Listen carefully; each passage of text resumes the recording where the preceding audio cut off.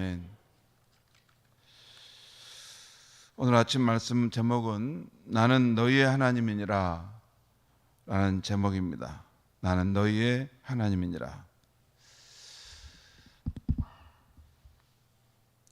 우리가 이 세상을 볼 때 꼭 생각해야 될 부분은 하나님께서 우리 눈에 보이는 이 천지 만물을 창조하셨지만 그와 동시에 이 천지 만물과 이 세상이 잘 운영되도록 하는 이 법칙도 만드셨다는 것입니다. 우리는 보통 이 자연 만물, 이 우주와 이 땅에 있는 것들을 눈에 보고 그것을 하나님께서 만드셨다 여기까지만 생각하는데 이 천지 만물, 이 천지 만물이 잘 운영되는 또 형통하게 이것이 돌아가도록 하는 그 법칙도 하나님 만드셨다는 것입니다. 과학자들이 그것을 하나씩 발견해내죠. 우리가 잘 알다시피 과학자 중에 유명했던 이 뉴턴이 중력의 법칙을 만들었습니다. 발견해냈습니다. 만율력의 법칙을 발견해냈는데 우리 생각에는 이게 뭐 별거 되겠나라고 생각하는데 아닙니다. 이 중력의 법칙, 만율력 법칙이 하나 발견한 것으로 인해서 그 이후에 과학이 아주 어마어마한 속도로 발전할 수 있었습니다. 이것을 만약에 발견하지 못했다면 이 과학이 거기에 발전할 수가 없습니다. 이 기초 위에 우리가 이 지구 밖으로 우주선을 쏘아 올릴 수 있었고 이 기초 위에 지구와 지구 가까이 있는 이 달이나 화성에까지도 우리가 우주선을 쏴서 보낼 수 있게 되는 것입니다. 뭐 그 이외에도 이 중력의 법칙, 뉴턴이 발견한 중력의 법칙이 얼마나 중요한지는 뭐 과학계들이 다 압니다. 뿐만 아니라 우리가 살아가는 이 세상과 이 우주 안에는 이 중력의 법칙 말고도 뭐 전자기력 법칙 또 그 외에 여러 가지 법칙이 있습니다. 그러니까 이 우리 눈앞에 펼쳐져 있는 이 우주와 이 세상이 그냥 가만히 있어서 뭐 이렇게 되는 게 아니고 그것이 작동되게 하는 어떤 법칙의 힘이 여기 움직이고 있다는 것입니다. 그래서 이 우주와 만물이 지금 안전하고 또 평안하게 그 질서정연하게 움직이고 있다는 것이죠. 그러니까 하나님께서 이 우주 만물을 이렇게 물체를 만드실 뿐만 아니라 그 물체와 물체 사이의 관계들 그리고 그것이 어떻게 이렇게 운행되었을 때 가장 안전하고 가장 이 모든 것 조화롭게 운행될 것인가 하는 그 법칙도 만드셨다는 것입니다. 그런데 이 자연의 법칙뿐만 아니라 우리가 살아가는 이 인간이 살아갈 때 꼭 필요한 이 영적인 법칙도 만드셨다는 거예요. 예를 들어 우리가 지금 살아갈 때 지구상에 살 때 가장 중요한 법칙 중 하나가 심고 거두는 법칙입니다. 그러죠? 심고 거두는 법칙. 우리가 심었으면 반드시 가을이 되면 거둔다는 것입니다.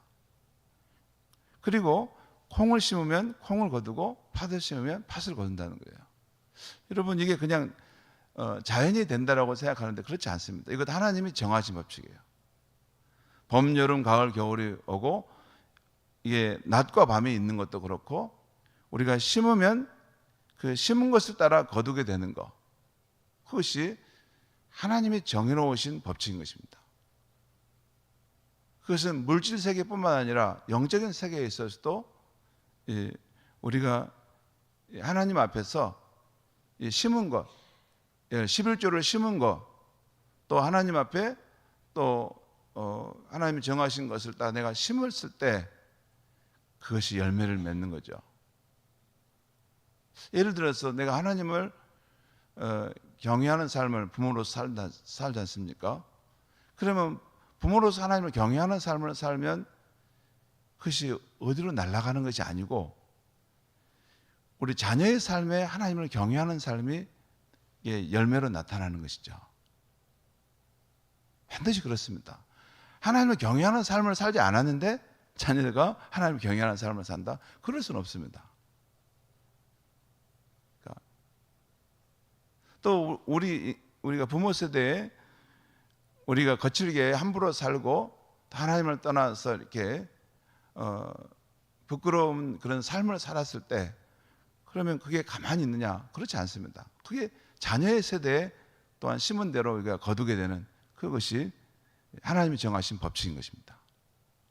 우리가 보통 사필 규정이라는 말을 하지 않습니까?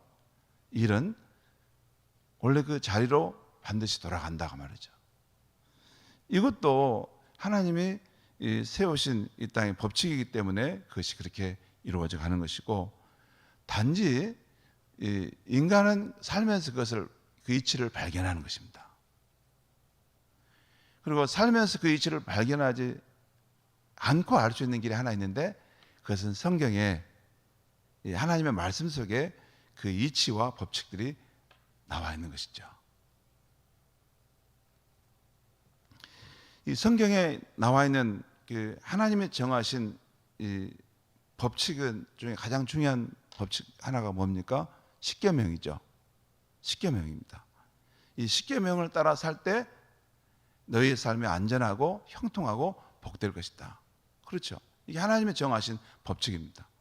십계명뿐만 아니라 예수님께서 이 마태복음 5장부터 7장까지 그 산상수훈의 말씀을 주시지 않습니까?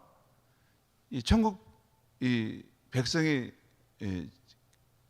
받을 그 법칙, 생명의 법, 복된 축복의 복을 이렇게 선포했는데, 그 심령이 가난한 자는 복이 있다, 애통한 자는 복이 있다, 의에 줄이고 목마른 자는 복이 있다, 이런 말씀들도 이게 다 하나님께서 우리 삶에 복된 인생의 길에 법칙을 주셨는데 그것은 반드시 이루어진다는 것입니다. 예를 들어서 가난하고 심령이 가난하고 심령이 애통한 사람은 반드시 하나님께로부터 위로함을 받고 천국을 그 마음속에 받을 수 있다는 것입니다.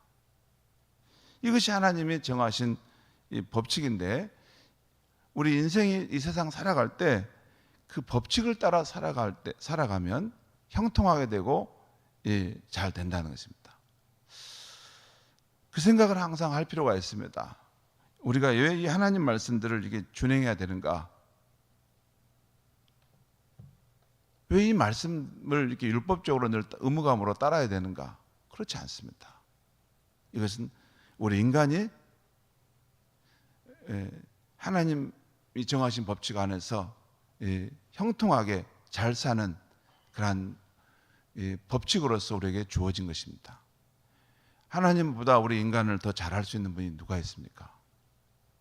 하나님께서 우리가 이 땅에서 안전하고 조화롭고 형통하게 살도록 주신 그 귀한 법칙들이 이 성경에 가득 채워져 있는 것입니다. 오늘 말씀은 어제 봤던 레위기서 18장 앞부분에 이어 계속되는 여호와 하나님과 언약을 맺은 백성들이 지킬 성적 윤리에 대한 말씀입니다. 오늘 18절 어제 우리 보았던 레위기 18장 3절 4절 말씀을 제가 다시 한번 읽겠습니다. 레위기 18장 3절 4절 앞부분에 있죠. 너희는 너희가 거주하던 애굽 땅의 풍속을 따르지 말며 내가 너희를 인도할 가나안 땅의 풍속과 규례도 행하지 말고 너희는 내 법도를 따르며 내 규례를 지켜 그대로 행하라. 나는 너희 하나님 여호와이니라. 여기서 말하는 내 법도, 내 규례가 하나님이 세우신 인간이 형통하고 안전하게 사는 길로 정하신 것이라는 거죠. 그것을 따라 행하라 하는 것입니다. 어제 아침에 우리는 하나님께서 자기 백성에게 근친 간의 불법적 성관계를 금지하는 말씀을 보았습니다. 오늘 아침에는 여기에 의해서 깨끗하지 않은 아내나 이웃의 아내와 동침하는 것을 금하고 자식을 몰렉은 암몬 사람들이 섬겼던 신입니다. 이 몰렉 신에게 제물로 바치는 일을 금하는 내용이 나와 있어요. 그러면서 이 내 이웃의 아내와 동침하는 것은 자신을 더럽히는 것이고, 또한 이 몰레에게 제물을 바치는 것은 하나님의 이름을 욕되게 하는 일이다라고 말씀하고 있어요. 또 하나님의 백성은 하나님의 창조 질서를 파괴하는 동성애나 짐승과 교접하는 일을 하지 말라고 하고 있습니다. 그 일들은 분명히 하나님 보시기에 가증한 일이며 문란한 일이라고 말씀하고 있어요. 오늘 본문에 정확하게 말씀하고 있어요. 그것은 가증하고 문란한 일이니라는 것이죠. 그러면서 오늘 24절과 26절에서 이렇게 말씀하고 있습니다. 제가 읽겠습니다. 24절 26절. 너희는 이 모든 일로 스스로 더럽히지 말라. 내가 너희 앞에서 쫓아내는 족속들이 이 모든 일로 말미암아 더러워졌고 그 땅도 더러워졌으므로 내가 그 악으로 말미암아 벌하고 그 땅도 스스로 그 주민을 토하여 내느니라. 이게 사람이 죄를 짓게 되면 그 자신만이 아니라 그 주변에도 그 죄로 인해 오염을 받는데 그 땅이 함께 그런 오염을 받는다는 것입니다. 그래서 그 땅도 그것을 싫어해서 그 주민을 토하여 낸다는 것입니다. 26절 보겠습니다. 그러므로 너희 곧 너희의 종족이나 혹 너희 중에 거류하는 체류민이나 내 규례와 내 법도를 지키고 이런 가증한 일에 하나라도 행하지 말라. 이런 하나님을 믿지 않는 이방인들이 행하는 그 풍속에 따라 살지 않아야 되는데 그 가운데 하나라도 다른 일이 없어야 한다는 것입니다. 그러면서 오늘 말씀 마지막 3절을 다시 한번 제가 보겠습니다. 3절 말씀 우리 한번 같이 한번 읽겠습니다. 시작. 그러므로 너희는 내 명령을 지키고 너희가 들어가기 전에 행하던 가증한 풍속을 하나라도 따름으로 스스로 더럽히지 말라. 나는 너희의 하나님 여호와니라. 여기서도 나 여호와는 바로 너희의 하나님 여호와이니, 끝에 나오죠. 나는 너희의 하나님 여호와이니 너희는 내 명령을 지켜서 세상 풍속에 영향을 받아 자신을 더럽히지 말고 거룩함을 유지하라라는 것입니다. 오늘 말씀의 요지는 너희는 하나님의 거룩한 백성이니 하나님을 믿지 않는 이방인의 풍습을 따르지 말고 하나님의 법도와 명령을 지켜 거룩함을 지키라는 말씀입니다. 성도 여러분, 구약시대 하나님이 선택하신 이스라엘 백성처럼 우리도 예수 그리스도 안에서 하나님 선택하신 거룩한 백성들입니다. 그래서 베드로전서 1장 15절 16절에서는 베드로 사도는 신약시대 예수 믿는 우리를 향해서 오직 너희를 부르신 거룩한 이처럼 너희도 모든 행실에 거룩한 자가 되라. 기록되었으되 내가 거룩하니 너희도 거룩할지어다 하셨느니라. 하나님처럼 깨끗하고 순결하고 진실하고 거룩함을 가져라는 것입니다. 성도 여러분, 하나님을 인정치 않는 사람들은 세상을 살아갈 때 그 기준, 그 잣대가 바로 인간입니다. 인간이 잣대입니다. 그래서 인간이 원하면 모든 것이 가능합니다. 민주주의의 명점 중에 하나가 그렇다는 거 아시죠? 민주주의의 명점이라는 것은 백성들이 많이 원하면 그리 가는 것입니다. 다수결의 명점이 있을 수 있습니다. 시대가 잘못 가고 있는데 다수결이 그 표를 그쪽에 던지면 그리 가는 것입니다. 기준이 다른 거 없어요. 인간이 원하면 그렇게 된다는 것이죠. 그렇게 되는데, 그렇게 되다 보면 때로는 하나님이 정하신 자연 법칙을 넘어서 이렇게 인간으로서 그 한계를 넘어서는 안 되는데 그걸 넘어갈 수가 있습니다. 이 인류 역사 속에서 그런 일이 계속 있었죠. 그래서 여러분 그 히틀러 정권이 나왔고 또 소비에트 볼셰비키 혁명이 일어나서 공산주의가 시작됐던 것입니다.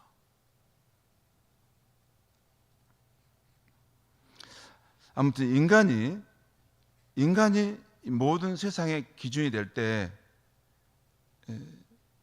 하나님이 정하신 그 법칙을 넘어서 오늘 성경에 보면 근친상간, 동성애 이런 온갖 종류의 성적 타락까지도 가능해지는 것입니다. 로마서 1장에 보면 인간이 하나님을 그 마음에 두기 싫어할 때 어떻게 성적으로 타락해 가는가를 보여줍니다.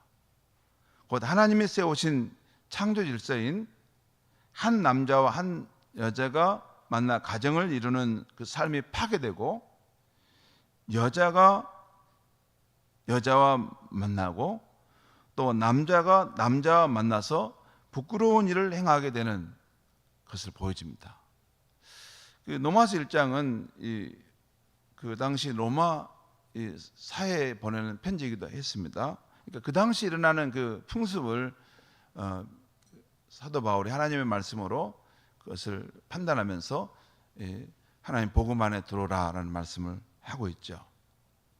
거기 보면 이제 그 예수 그리스도 안에 복음을 받아들일 때 그 삶이 이렇게 그 당시 로마 사람들처럼 성적으로 타락하지 않고 거룩해지고 깨끗해진다는 것도 또한 로마서는 말씀하고 있습니다. 실제 그 로마서 말씀을 이렇게 듣고 예수를 믿게 된 크리스천들은 그 당시 성적으로 타락한 로마 시민들과는 구별되는 정말 깨끗하고 거룩한 삶을 살았어요.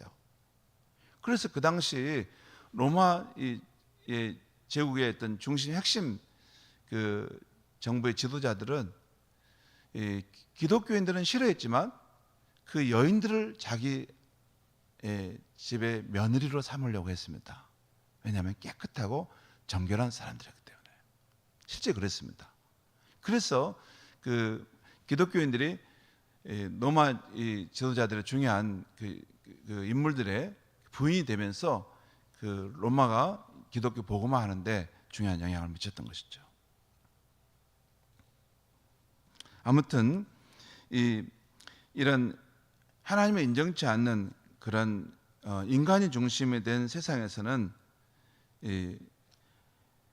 어느 시대나 이런 성적인 타락이 일어날 수 있습니다. 오늘 우리 시대도 지금 그런 일들이 일어나고 있죠. 왜냐하면 인간이 만물의 기준이 되는 것이, 인간이 원하면 그걸 다 할 수 있다는 것입니다. 그러나 예수 그리스도의 십자가 구속의 언약으로 하나님을 믿게 된 성도들은 세상을 살아가는 삶의 기준, 윤리적 도덕적 그 잣대는 자신이 경외하는 하나님과 하나님의 말씀입니다. 그래서 오늘 아침에 주신 너희는 세상 풍속을 따르지 말고 나의 택한 백성처럼 너희는 거룩하라 하는 이 말씀도 우리가 따라야 될 기준이 되는 것이죠. 그렇습니다. 우리는 이 성경 말씀이 우리가 이 세상을 살아갈 때 가져야 될 삶의 기준이고 잣대인 것입니다. 이 말씀이 말하는 바를 우리는 사는 것이고, 이 말씀이 하지 말라고 경고하는 것은 우리는 가지 않는 것입니다. 왜? 우리 인간보다 우리를 지으신 하나님께서 훨씬 더 지혜로우시고 우리를 위해서 가장 잘 되는 삶의 길을 여기에 말씀하셨다고 우리는 믿기 때문입니다. 저는 오늘 이 아침에 말씀을 묵상하면서 참 우리가 경외하는 하나님과 그 하나님의 말씀을 따라 살아갈 때 그 인생이 어떤 복을 받는가 하는 것이 시편 128편의 말씀이라고 생각합니다. 거기 보면 여호와를 경외하며 그의 길을 걷는 자마다 복이 있도다. 내가 내 손이 수고한 대로 먹을 것이라. 내가 복되고 형통하리로다. 내 집 안방에 있는 내 아내는 결실한 포도나무 같으며 내 식탁에 둘러앉은 자식들은 어린 감람나무 같으리로다. 여호와께서 시온에서 내게 복을 주실지어다. 너는 평생에 예루살렘의 번영을 보며 내 자식을 볼지어다. 이스라엘에게 평강이 있을지로다. 여러분, 하나님을 경외한다는 것은 세상을 살아가는 우리의 삶의 기준, 잣대가 하나님이라는 것이에요. 하나님의 말씀이라는 것입니다. 하나님의 말씀이 그렇게 말씀하셨으면 우리는 그 길을 가는 것이고, 하나님의 말씀이 그 길은 너희를 더럽히는 길이다 금지하시면 그 길을 가지 않는 것입니다. 하나님의 세우신 법칙을 따라 살아가는 것이 우리의 인생 여정을 가장 복되고 형통하고 아름답게 살아가는 길인 것입니다. 우리 자신이 그렇지 하나님의 말씀을 잘 가까이 하고 이 말씀을 세상을 살아가는 삶의 기준으로 붙들고 살아갈 뿐만 아니라 우리의 자녀들에게 이 말씀이 모든 요동치는 세상에서 이 말씀만이 우리가 의지하고 우리가 지킬 참된 삶의 기준이다 하는 것을 늘 확신 가운데 전해줘야 할 줄 믿습니다. 기도하겠습니다. 하나님 아버지, 오늘 이 아침에 하나님께서 예수 그리스도 안에서 우리를 특별하게 선택하셔서 하나님의 자녀 삼아 주셨고, 내가 거룩하니 너희도 거룩하라 하는 말씀을 주셨음을 이 아침 우리가 듣게 되었습니다. 하나님 아버지, 하나님을 알지 못하고 사는 사람들은 세상을 살아가는 기준이 자기 자신이고, 내가 원하면 그렇게 살고 내가 그렇게 마음대로 살아가는데, 그런 삶을 살 때 우리 인간이 망가져버리고 파괴돼버리고 상실된 마음이 되는 것임을 일깨워 주었습니다. 하나님 아버지, 우리는 하나님의 말씀을 우리의 삶의 기준으로 또 세상을 살아가는 잣대로 삼아서 살아갈 수 있게 하여 주셔서 우리가 어떠한 환경이든지 하나님 말씀하는 바를 따라 행함으로 하나님이 약속하신 그런 형통한 삶을 살아갈 수 있게 하여 주시옵소서. 이 죄악된 세상 한복판에서 우리가 하나님의 말씀으로 보호를 받을 뿐만 아니라 하나님의 말씀을 따라 살아감으로 이 어두운 세상에 빛된 삶의 모습을 세상에 드러낼 수 있게 하여 주시옵소서. 우리의 윤리적 도덕적 삶의 기준이 세상 사람들이 바라볼 때 우러러보고 정말 존경할 수 있는 그러한 아름다운 경지에까지 설 수 있도록 하나님의 말씀으로 성령으로 우리를 더욱 초달하여 주시옵소서. 예수님의 이름으로 기도하옵나이다. 아멘.